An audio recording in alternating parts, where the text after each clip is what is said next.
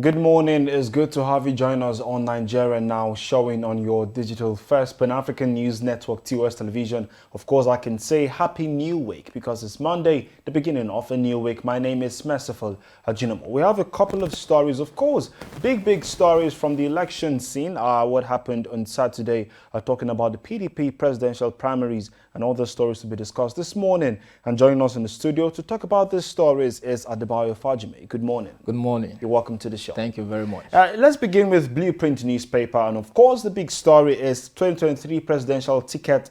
Atiku's emergence as PDP candidate unsettles APC. We have a couple of riders there, 6 riders actually, and that's the big story on page 6 of the Blueprint newspaper.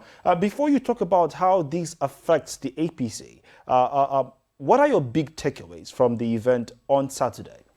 My takeaways is that, I have said repeatedly, even though a lot of citizens are putting emotion on the line when you're talking about Nigerian politics, and it doesn't work that way.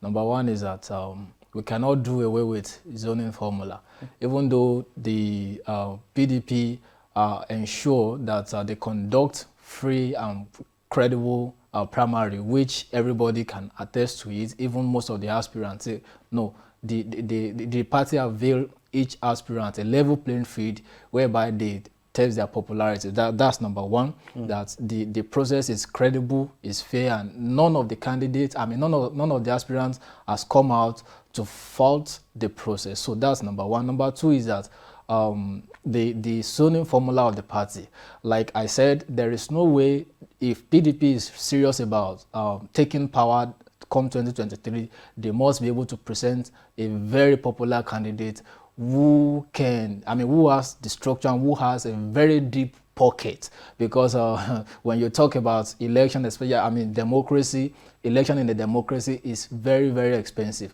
So I think those are the two things I see that actually played out in the primary that was held on Saturday. All right. Now, the big story is Atiku's emergence as PDP candidate unsettles APC. How do you think this affects the ruling party, the All Progressives Congress? Of course, it's really going to affect them because if you look at 2019, Atiku came close, very close, even though President Muhammadu Buhari won with just a little over 3 million votes. And if you look at his antecedents since 1993, that's about 29 years ago, that he has started this thing. He has been, he has built a very good structure that he can actually rely on. And if you look at the statistics of our 2019 general election, Atiku,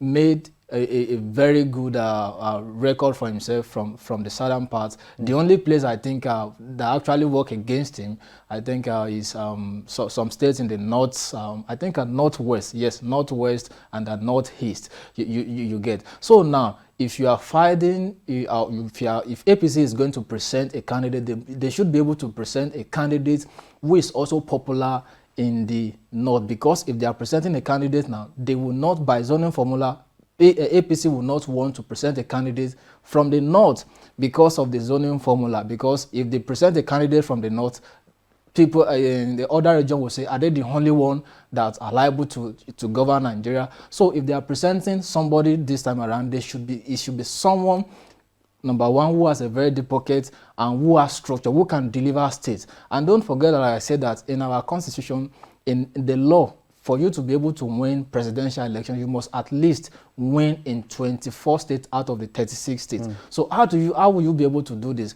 If Atiku is very popular in the south, now the only area it will be working on is the northern part. And don't forget, if you look at our electoral process from the First Republic 1999 to present, the northern part has the majority votes, and that's where it's going to focus more on. So if they are presenting a candidate, now it should be somebody who has that capacity, who has a structure, who can challenge him both in the north and in the south. And that is why the emergence of Atiku is going to really cause a lot of things within the APC. Now, Nigerians are saying, just like the leadership newspaper is putting out a big story that says how Tambuwal's withdrawal swung 182 Northwest votes for Atiku.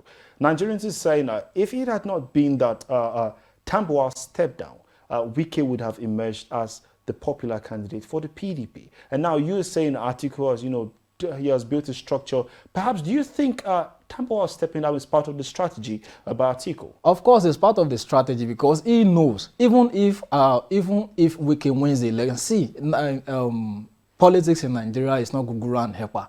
It's something you need to be very strategic about. Okay, even if Wike wins, the PDP, the party knows that, okay, this guy does not even have the structure. Even though they avail them the level playing field, everybody was allowed to test their popularity and their capacity and their structure.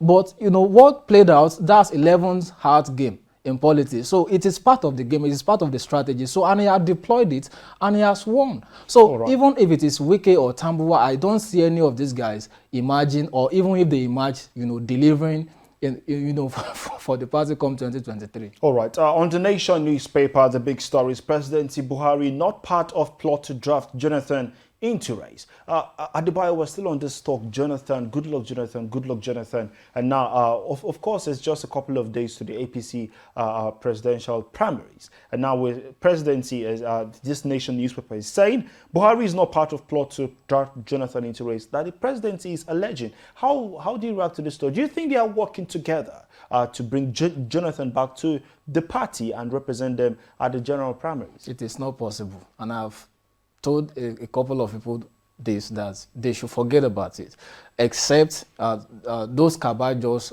want to deliberately scatter the party and just destabilize it after 8 years of ruling. But if they are not on that path, of course, but the truth must be told. Number one is, this is somebody whose image was battered and shattered in 2015. Now the question is, if you want to present somebody like that for me as a party this time around, the question is, what has changed? How are you going to redeem the image that has been battered, that has been shattered?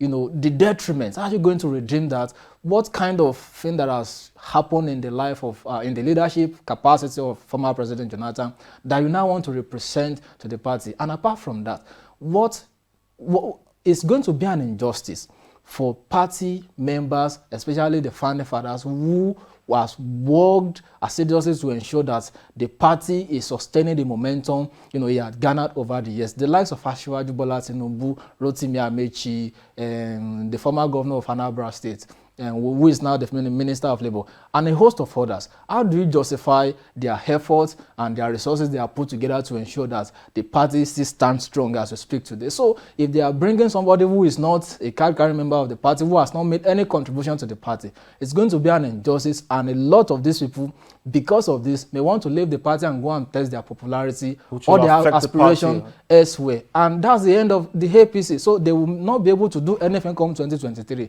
But I want to tell you for free that I don't see APC towing that part. All right, of course, that story is on the Nation newspaper. On the Punch, Atiku's candidacy prozoning forces angry slam PDP. Tambuwal, that's on the Punch newspaper. The News Direct says Ohanese's chieftains, Southern Middle Belt leaders reject Atiku's emergence. The story is on page 30, of course, of the Nigerian News Direct paper. The Daily Times says tenure elongation precursor for violence in Africa, says Buhari. Let's look at the national economy. The big story there is interest rate hike.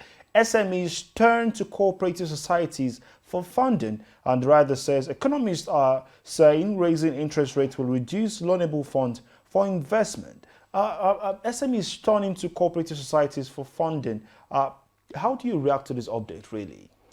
I just pity those our people who are into small businesses. Yes, small, medium enterprises. Yes, and all of that. So, but the question I want to ask is, what is the role of small and medium enterprises development agencies, SMEDA? Because it's one of their responsibilities to facilitate the instrumentality of business to these people, to ensure that the little businesses they have thrive and all of that.